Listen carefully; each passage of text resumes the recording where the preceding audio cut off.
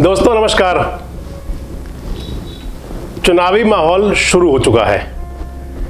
उत्तर प्रदेश, पंजाब, उत्तराखंड, मणिपुर और गोवा 5 राज्यों में चुनाव होने हैं फरवरी या मार्च 2022 में, और इसके साथ साथ ही 2022 के अंत में और 5 राज्यों के चुनाव होंगे।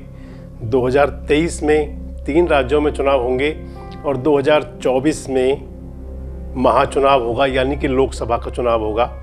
सबकी रूपरेखा रची जानी, सबकी योजना बननी शुरू हो चुकी हैं और गठबंधन की राजनीति शुरू हो गई है। गठबंधन कैसे होंगे, किस तरह से होंगे, बड़े होंगे, छोटे होंगे, किस प्रकार से होंगे, उस पर राजनीतिक दल अपना काम करना शुरू कर चुके हैं। एक शायर कहते हैं गठबंधन पर कि सत्ता और कुर्सी की चाहत में कितना गिर जाते हैं, जिन विचारों का जीवन भर विरोध किया उसी से जाकर मिल जाते हैं। गठबंधन की सरकार चलती नहीं, किसी तरह चलाई जाती है। इससे देश की तरक्की नहीं होती, बल्कि सिर्फ भ्रष्टाचार बढ़ाई जाती है। तो दोस्तों, ये गठबंधन पर किसी के विचार हो सकते हैं और एक शायर के विचार हैं, तो शायद कुछ ठीक ही होगा। क्रिएटिविटी वो करते रहते हैं। खैर, मैं आज जिस बात पे आपके चर्चा करने के लिए आपके साथ खड़ा हुआ हूँ वह है दीदी, यानी कि ममता बनर्जी। अब ममता बनर्जी खेला करें और झमेला ना हो, तो ऐसा तो होना नामुमकिन है। पश्चिम बंगाल में आपको गीत याद होगा ना, विधानसभा चुनाव में खेला होवे, दीदी के साथ दीदी खेला कर चुकी हैं भाजपा में, और अब कांग्रेस के साथ खेला कर रही हैं आजकल, और इस योजना पर पूरा काम कर रही हैं और उस पर शुरू कर दिया है। और इसकी प्रारंभिक शुरुआत हुई माया नगरी यानी मुंबई से। মহাবোনেরা বেঁধে জোট, তৃণমূলের সব ভোট, ছাত্র যুব বেঁধে জোট, তৃণমূলের সব ভোট, ইটভাটা বেঁধে জোট, তৃণমূলের সব ভোট, সংখ্যালঘু তপশিলি বেঁধে জোট, তৃণমূলের সব ভোট, আদিবাসীরা বেঁধে জোট, তৃণমূলের সব ভোট, হিন্দু মুসলিম বেঁধে জোট, তৃণমূলের সব ভোট, বিজেপির বিরুদ্ধে সব ভোট, জোড়া ফুলের সব ভোট। বিজেপি চাই না, চাই না, চাই না, বিজেপিকে চাই না, চাই না, চাই না, বিজেপিকে চাই না, চাই না, চাই না, বিজেপিকে চাই না, দাঙ্গাবাজদের চাই না, ধান্দাবাজদের চাই না, দুরাচারীদের চাই না, দুর্যোধনদের চাই না, দুঃশাসনদের চাই না, আমরা চাই শান্তিতে থাকতে। मुंबई में वे राजनीति के महारथी शरद पवार से मिली तथा पावर गेम की पटकथा की एंट्री लिख दी, यानी कि कहें तो उसकी शुरुआत कर दी। दीदी ने पवार साहब के सामने, जो कि यूपीए का महत्वपूर्ण पार्ट है, यूपीए गठबंधन में है जिसका नेतृत्व कांग्रेस करती है, तो वहां उन्होंने कहा कि यूपीए है ही कहां, और ऐसा बोलकर दीदी ने कांग्रेस को जोर का झटका धीरे से दे दिया। कहें तो एक ही झटके में कांग्रेस और यूपीए का खेला कर दिया। हमने शरद जी का साथ मीट करने के लिए और उद्धव का साथ मीट करने के लिए मैंने महाराष्ट्र में आए थे। मैं उद्धव का तबीयत ठीक नहीं है, इसी के लिए मीट तो नहीं कर पाया, लेकिन I pray to God he should recover speedy recovery. उन्होंने उनका पार्टी का संजय राउत को और आदित्य ठाकरे को मेरे को होटल में भेजा, और लोगों ने बातचीत किया। मेरे को मन था कि आज जो परिस्थिति चल रहा है देश में, जैसा फैसिज्म चल रहा है, इसको खिलाफ में एक स्ट्रॉन्ग ऑल्टरनेटिव फोर्स बनाना चाहिए। अकेला कोई नहीं कर सकता है, जो स्ट्रॉन्ग जिधर में है उसको लेके करना पड़ेगा। इसी के लिए Sharad ji is the senior most leader. बहुत दिन से हम शारद जी का साथ में काम किया है, इसी के लिए मैं शारद जी को साथ पॉलिटिकल कार्टिसी और डिस्कशन करने के लिए आई हुए हैं। शारद जी ने जो बात कहा है हम सहमत हूँ। शरद जी सबसे सीनियर नेता है, शरद जी यूपीए के सबसे आई है। सबसे देखो, शरद जी क्या बोला, एक ऑल्टरनेटिव स्ट्रॉन्ग होना चाहिए जो लड़ाई करते हैं। अगर कोई लड़ते नहीं है तो हम क्या करें? हम चाहते हैं कि सबको लड़ाई करना है, लेकिन में रह के। शरद जी सबसे सीनियर नेता है यूपीए के। आपको लगता है कि शरद जी को अब यूपीए का नेतृत्व करना चाहिए, चेयरमैन बनाना चाहिए? अरे क्या यूपीए, अभी यूपीए नहीं है। यूपीए क्या है? शेयर करेगा बैठ के दीदी। लेकिन जिस तरीके से बीजेपी आरोप कर रहा है, लता दीदी यहाँ कोई लीडरशिप का इशू सामने नहीं, स्ट्रॉन्ग अल्टरनेटिव जिसका फिर इस देश का जनता का भरोसा रहेगा और बीजेपी को दूर करने के लिए मददगार होगा, उस रास्ते से हम जाएंगे। रीजनल पार्टी को मजबूत करने की बात की है। जितने भी रीजनल पार्टीज है ममता जी, जितने भी रीजनल पार्टीज है उनको मजबूत करने की जरूरत है, वो आगे बढ़े। प्लीज इस बारे में बताइए।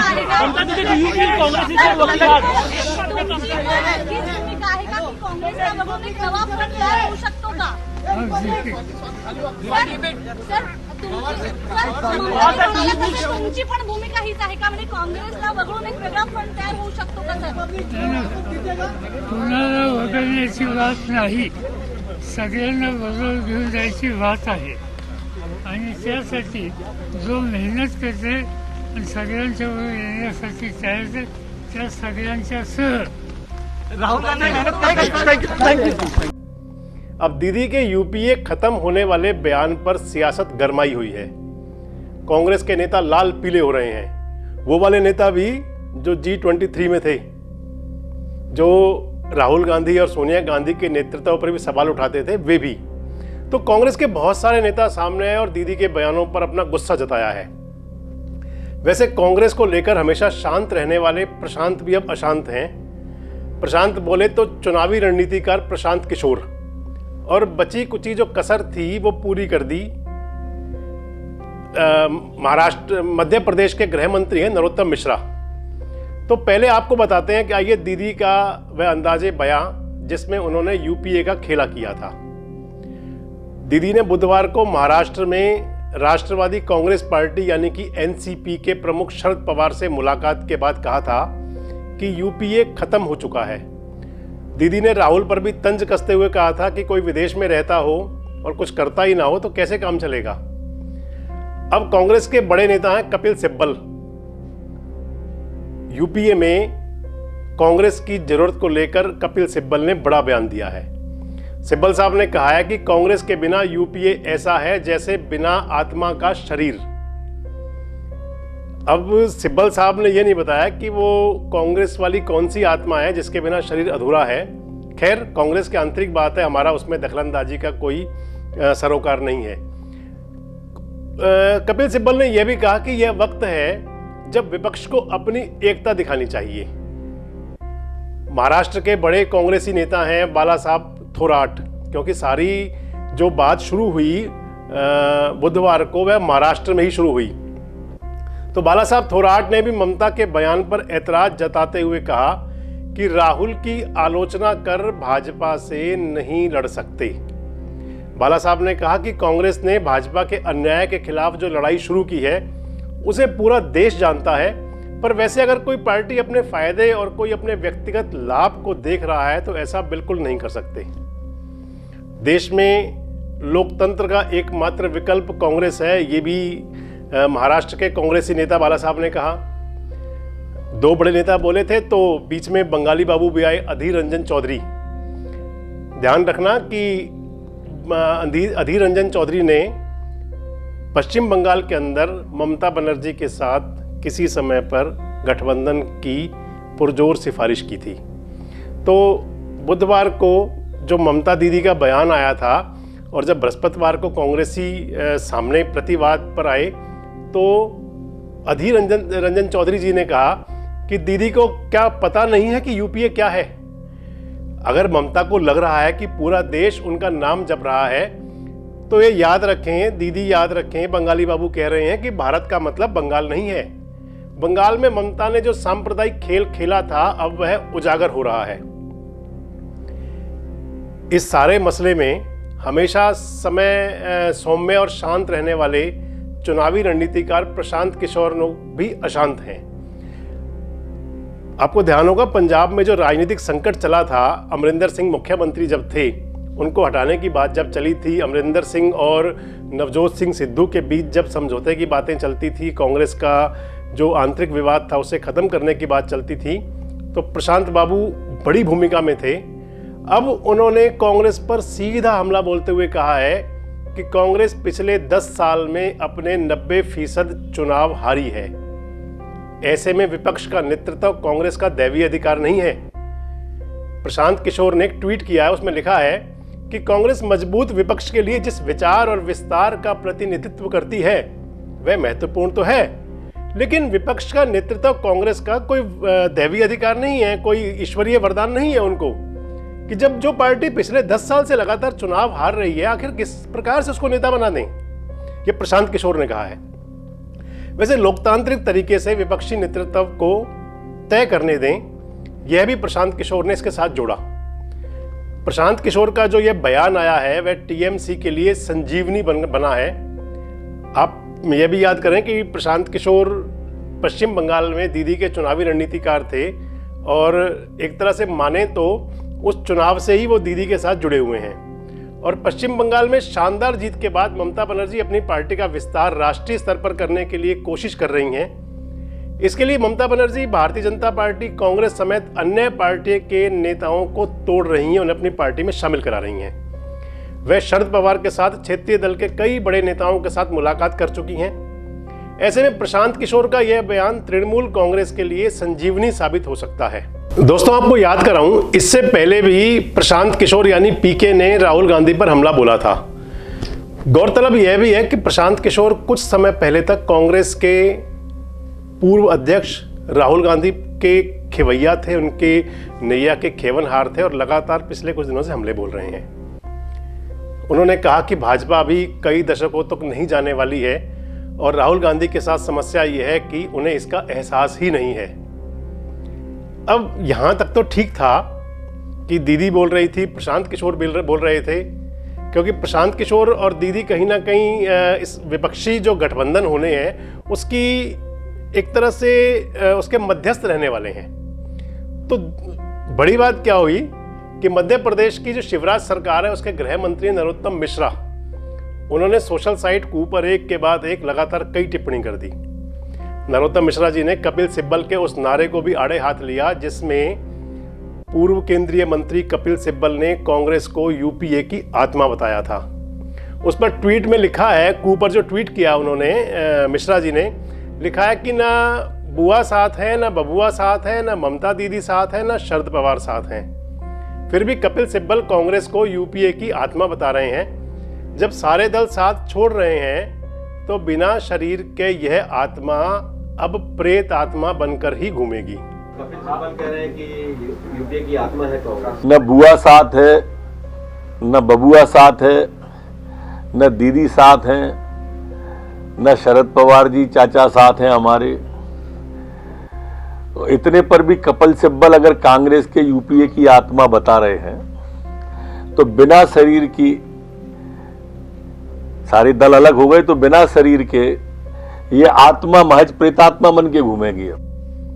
मिश्रा जी ने कहा कि यूपीए में कई ऐसे लोग हैं जो भारत बदनाम, सेना बदनाम, वैक्सीन बदनाम के नारे लगाते हुए घूमते हैं, हमेशा टुकड़े टुकड़े गैंग का समर्थन करते हैं। मिश्रा जी ने यह कहकर कि दीदी, ममता दीदी सिद्धि विनायक जा रही हैं, कमलनाथ जी हनुमान चालीसा पढ़ रहे हैं, केजरीवाल जी तीर्थ यात्रा करवा रहे हैं, राहुल जी कश्मीरी पंडित बन रहे हैं, देश को और कितने अच्छे दिन चाहिए।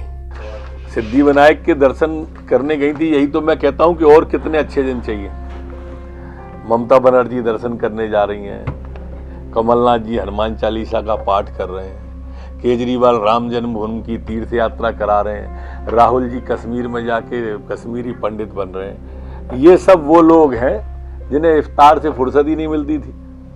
लेकिन अब देश के अंदर परिवर्तन आ गया है, राजनीति के अंदर, और अब इन्हें सब करना ही पड़ेगा। जहां तक राष्ट्रगान का आपने दूसरा प्रश्न पूछा है, ये राष्ट्रगान का ममता बनर्जी ने अपमान नहीं किया, ये देश का अपमान है। ये पश्चिम बंगाल का भी अपमान है, रविंद्रनाथ टैगोर की द्वारा रचित ये था और उसका भी उन्होंने अपमान किया है। देखिए, मैं प्रारंभ से कहता हूं कि महान भारत को बदनाम भारत ये यूपीए वाले ही करते हैं।